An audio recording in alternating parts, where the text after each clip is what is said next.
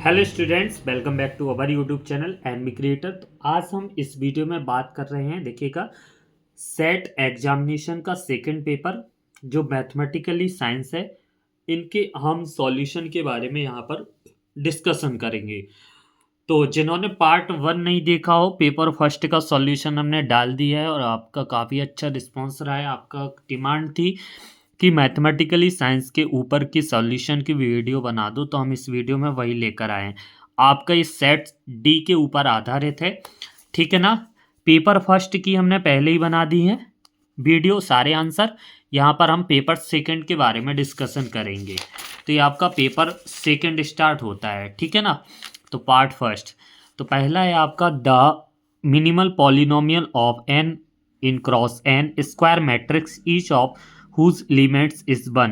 तो इसका आपका हम डायरेक्ट आपको आंसर इस वीडियो में बताएंगे, बस सॉल्यूशन बाद में देखेंगे, ठीक है ना, कुछ अलग वीडियो में। तो 51 का आपका थर्ड आंसर हो जाएगा एक्स एक्स माइनस एन। दूसरा है 52, आप अपने सेट के अनुसार क्वेश्चन मिला सकते हो। ये आपका सेट डी है, तो सेट डी जिसका होगा तो उसके क्रम से आंसर क्वेश्चन मिल जाएंगे। 52 का आपका जो आपकी एक लीनियर ट्रांसफॉर्मेशन दिया गया आर स्क्वायर, इसमें बताना है कि कौन सा चीज़ गलत है। तो यहाँ पर आपका देखिए ये ट्रू है, वी इज डायगोनल मैट्रिक्स, ठीक है ना। इसमें ये डायगोनल मैट्रिक्स नहीं है, तो ये आपका क्या हो जाएगा, वी गलत हो जाएगा।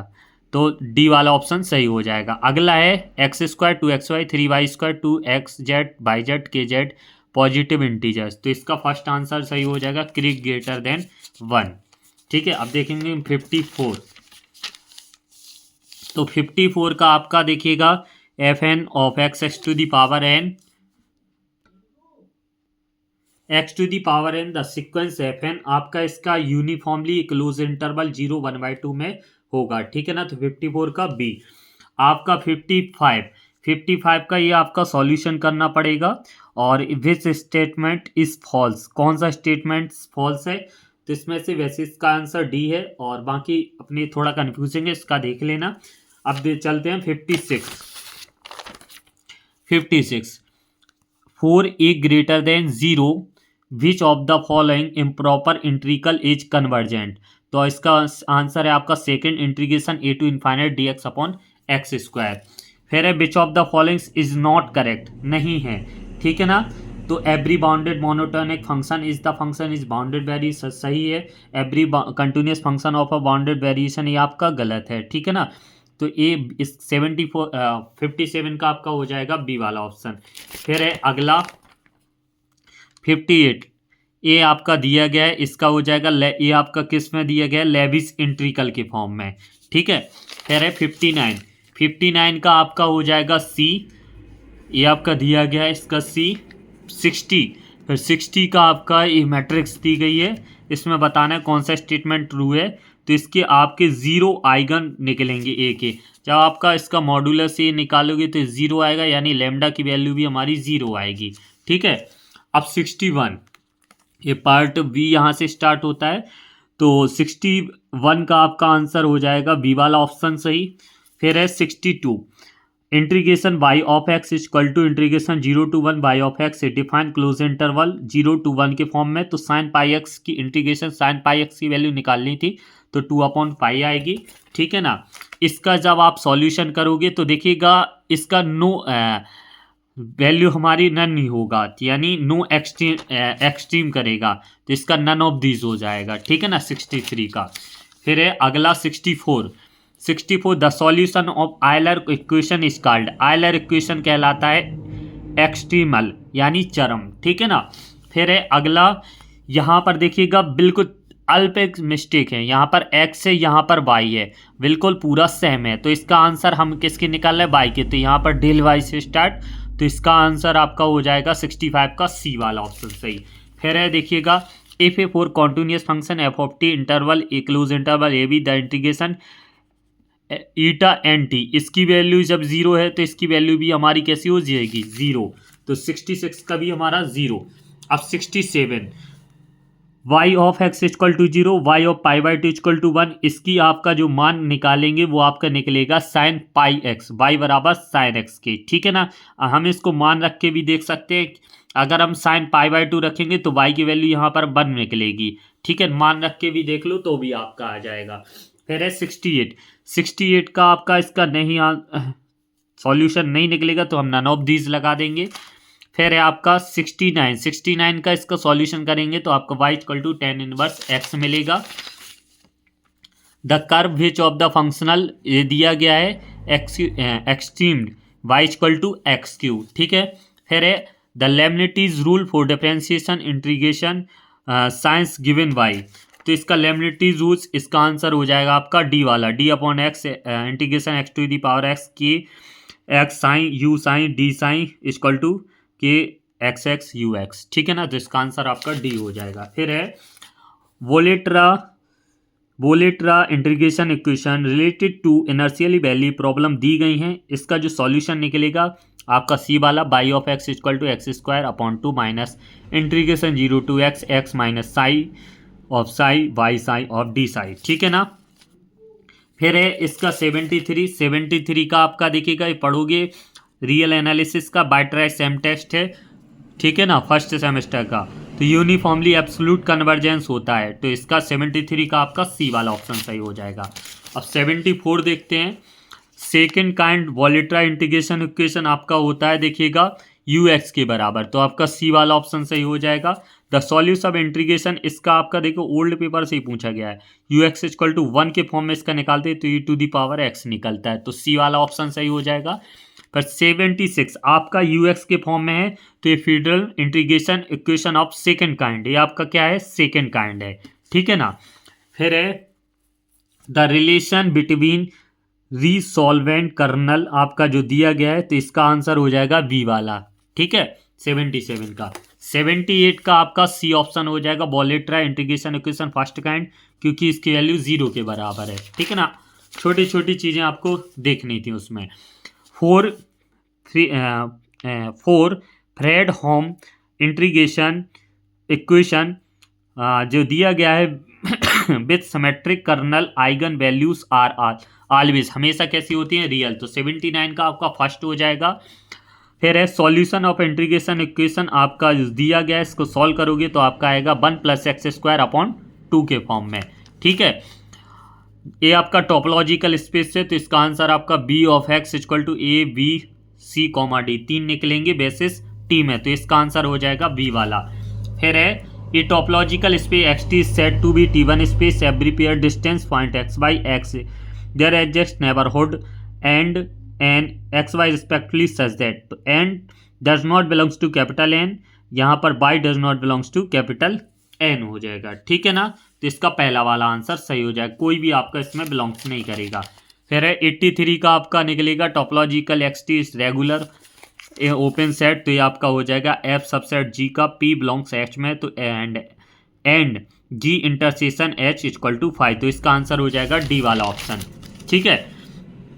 फिर है आपका देखिएगा 84, तो 84 का आपका आंसर ए है, ये आपकी थ्योरम से पूछा गया है, ठीक है ना, प्रोडक्ट टोपोलॉजी से। Let X T the the product of the topological space x1 t1 and x2 t2, x is compact if and only if x1 and x2 both are compact, तो 85 का आपका बी वाला option यहाँ पर सही हो जाएगा, ठीक है। फिर है 86, तो if A generalise coordinates has dimension of a momentum then the generalised velocity will have the dimension of, किसके बराबर होती है, फोर्स के बराबर होती है, इसका हो जाएगा ए वाला ऑप्शन सही, ठीक है ना। A partially unit mass projected is total energy in the field, ये आपका दिया गया है, वैसे इसका हिसाब से ए वाला ऑप्शन सही होगा, बट कंफ्यूज है थोड़ा, आप देख लेना, ठीक है। फिर है 88, in variable principle of line integration for some function between two end point, इसका हो जाएगा 0, ठीक है। हैमिल्टन एच इज डिफाइन, ये आपका है total energy of a system, तो 89 का आपका हो जाएगा बी वाला ऑप्शन सही।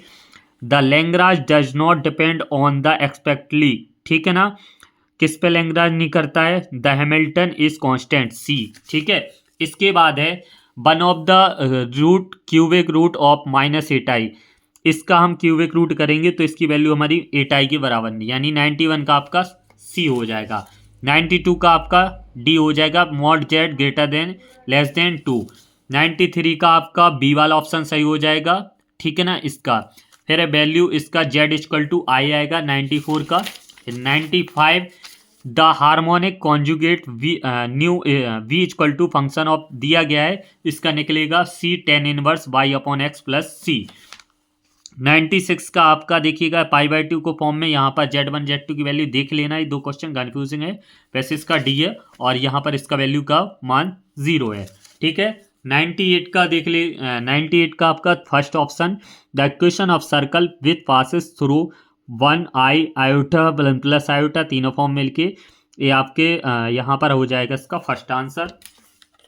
फिर है f of z u plus i v is an analytic function of z equal to x plus i v, u plus i v ये आपका e to the power z plus C हो जाएगा। फिर ये आपका 100, इसका आपका 100 का आपका फर्स्ट हो जाएगा z e to the power z plus C, ठीक है। फिर है आपका 101 एफ, टोटल 50 क्वेश्चन और हैं। देखिएगा कुछ कंफ्यूजिंग क्वेश्चन रहेंगे, वैसे हमने जितना भी किया है कोशिश करके आपके सही क्वेश्चन देने के आंसर की कोशिश की है, ठीक है। आप अपने क्वेश्चन यहाँ पर मिला दीजिएगा और आंसर की आने का तक का अपडेट कीजिएगा। तो देखते हैं, if f of z is continuous on a contour C the length आपका दिया गया है capital M every point z on C, तो आपका ये लेस देन इक्वल टू किसके एम एल के बराबर हो जाएगा। इस 101 का आपका पहला answer.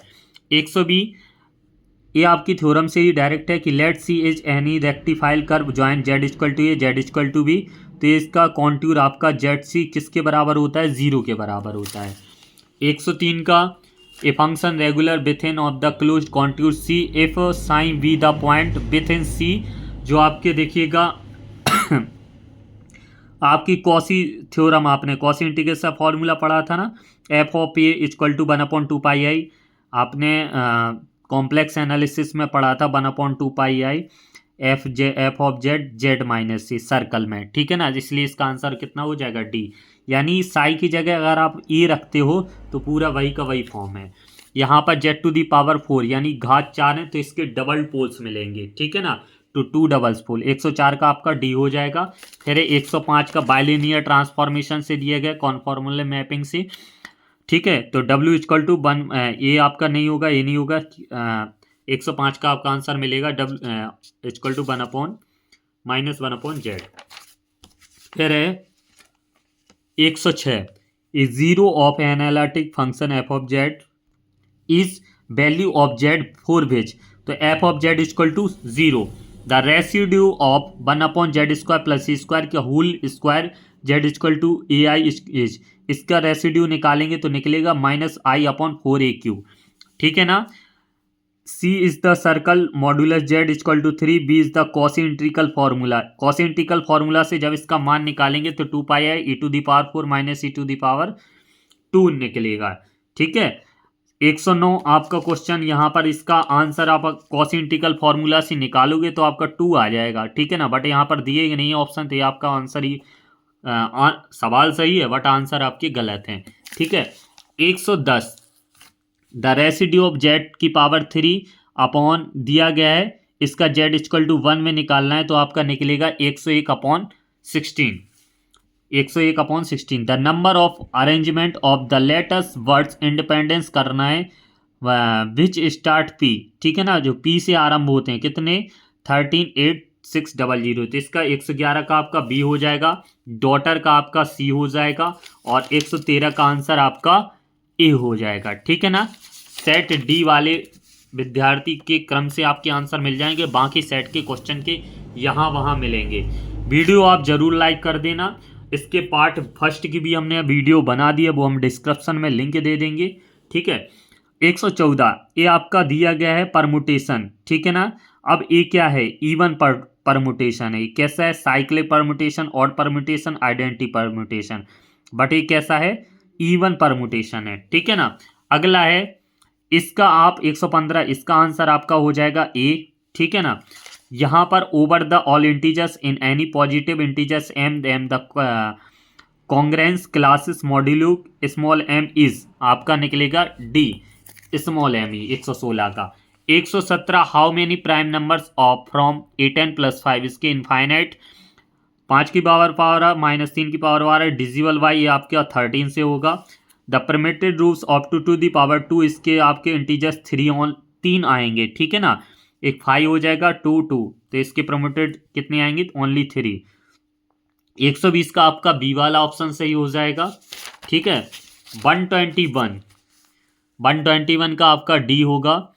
G is the group and H K is the subgroup, then which of the following statements is not true बताना है। तो H union K is always subgroup of G, तो यही गलत है, बाकी आपके ऑप्शन सही हैं यहाँ पर।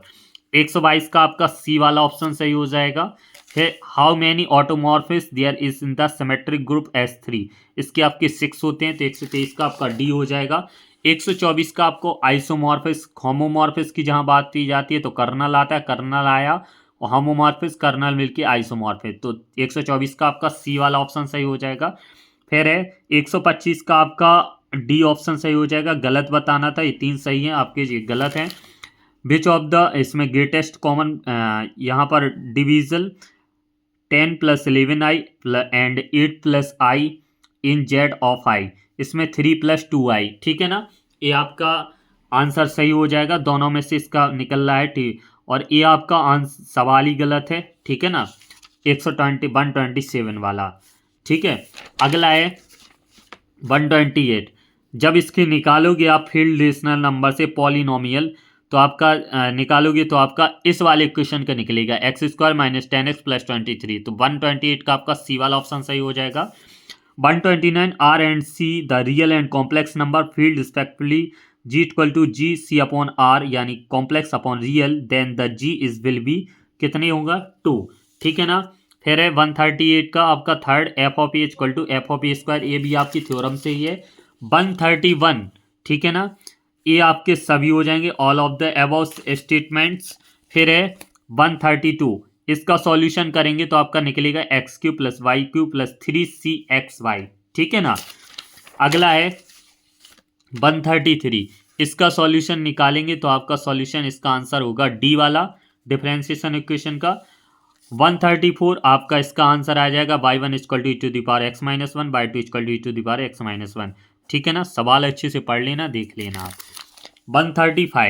135 इसका ऑर्डर, इसमें ऑर्डर और डिग्री बताना था, वेरी इजी क्वेश्चन है, ठीक है ना। जब आप इसको सॉल्व करोगे तो डिग्री आपकी 1 निकलेगी, ऑर्डर आपके 4 आएंगे क्योंकि 4 टाइम्स बार हम करेंगे। 136 का आपका हो जाएगा 4, ठीक है ना, इसको सॉल्व करने पर अल्फा की मान। 137 आपका यहाँ पर ए की वैल्यू 0, बी की वैल्यू -3/4, ठीक है। फिर है 138 का आपका पहला आंसर सही हो जाएगा p² x² p + px = q, z = a log x + a² + a of y c, ठीक है। 139 का आपका ऑप्शन हो जाएगा डी वाला सही। फिर है 140 का आपका बी वाला ऑप्शन सही हो जाएगा, ये दिया गया है, इसका सॉल्यूशन पार्शियली डिफरेंशिएशन इक्वेशन से निकालना था, तो ये हमारा ए निकला था आंसर, ठीक है। 141 का आपका देखिए the rate of convergence of Newton Raphson method आपकी कैसी होती है, क्वाड्रेटिक होती है। फिर है f of -1 = -13 -7 माइनस, देखिएगा माइनस फिर घट रहा है, तो ये हमारी संख्या घटती जा रही है, 6 का अंतर आ रहा है। F2 में आने पर हमारा दुगना हुआ, तो यानी हमारी F4 की वैल्यू 35 से आएगी, तो 0 ये ख़त्म हो जाएगी, ये तो आएगी नहीं, 27 भी नहीं आएगी, 35 2 तो जोड़ेंगे नहीं, इसलिए 77, ठीक है ना भाई, ये तो माइंडली क्वेश्चन था। 134 का आपका डी वाला ऑप्शन सही हो जाएगा, n > 4। फिर है f x0 इज आपका आंसर हो जाएगा f"x0/cz, ठीक है ना, डी वाला ऑप्शन सही। फिर है देखिएगा 145 न्यूटन रेफसन मेथड से आपका हो जाएगा सी वाला xn + 1 = xn - f of xn / f'(xn)। 146 value of delta log x is आपका log 1 + h/x, ये तो डायरेक्ट फॉर्मूले से पूछ लिया गया है। फिर है the taking step length 1/4 using Simpson 1/3 rule, इसको सॉल्व करना था, तो आपका आंसर आएगा 1/4। फिर है देखिएगा 148 का आपका रहेगा बी वाला ऑप्शन सही। 149 का इसका डायरेक्ट आपका 6x² और 150 का आप सॉल्व करके आप बताना। वैसे इसका आंसर 252, वैसे बाकी आप सॉल्व करके इसको कमेंट करना। तो ये थे आपके 150 150 क्वेश्चन। आप इन्हें देखिएगा कि आपके पहला आपका जो पेपर था, फर्स्ट पेपर प्रश्न पत्र 1 से 50 लेकर आया था। फिर 51 से आपका जो भी आपने चुना हो, ये मैथमेटिकली साइंस का था। 51 से 150 यानी 50 क्वेश्चन इसके, 100 क्वेश्चन आपके इसके, ठीक है ना। टोटल आपके 150 क्वेश्चन यानी प्रत्येक 2 अंक का यानी 300 नंबर का आपका ये पेपर है। प्रश्न पत्र फर्स्ट में आपको 20 क्वेश्चन सही होना अनिवार्य है। अगर आपके 20 क्वेश्चन सही नहीं होते हैं तो आपकी आगे प्रश्न पत्र सेकंड आपका चेक ही नहीं होगा, ठीक है। तो इसमें 20 क्वेश्चन सही होना अनिवार्य है। बाकी आपके जितने क्वेश्चन होते हैं, इसमें जितने क्वेश्चन होते हैं, टोटल क्वेश्चन करके आपके जितने भी मार्क्स आते हैं वो आपके कट ऑफ पर डिपेंड करेंगे। अब कट ऑफ कैसी जाती है वो आप आने तक का वेट कीजिएगा और इसकी मेन आंसर की आने तक का वेट कीजिएगा। वीडियो पसंद आई हो तो प्लीज़ वीडियो को लाइक करना, चैनल पर नए हो तो प्लीज़ सब्सक्राइब करना, बेल आइकन को प्रेस करना और हमारे इस चैनल पर आप हमें सब्सक्राइब जरूर कर लेना, क्योंकि हायर मैथमेटिक्स से लेके सारे आपके सॉल्यूशन यहाँ पर जरूर मिलते हैं, ठीक है ना। फिर मिलते हैं नेक्स्ट वीडियो में, तब तक के लिए धन्यवाद।